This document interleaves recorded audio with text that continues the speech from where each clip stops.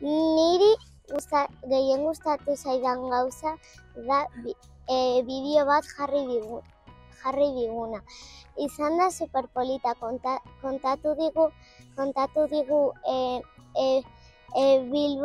Bilboko gauza asko eta oso ondo pasatu dut.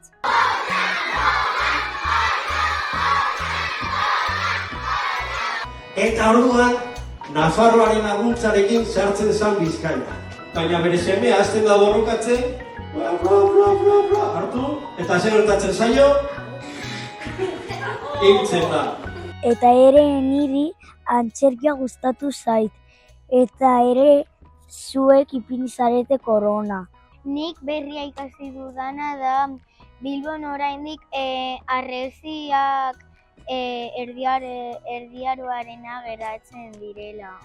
Eta nik berria ikasi dudala da, mila 300 urtean Bilbo herria sortu zen. Ni badakit 1300 urtean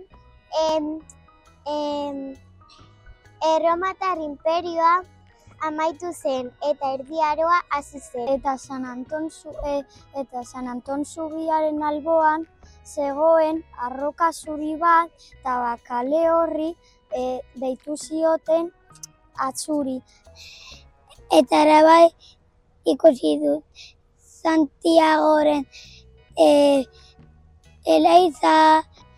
Nik ikusi ditudan gauzak da erdiaroko atea sartzeko Bilbora, Zamudioko atea.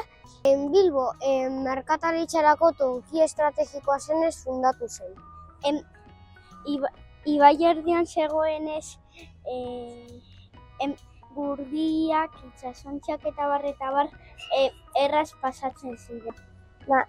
Nafarroako erreginak eta Gaztelako erreginak burrukan zeuden, oinaztarrekin eta ganbotarrekin. Zeharo esan zuen, begira, guk egingo dugu talde bat bi taldeen artean eta holan daukagu gehiago dirua.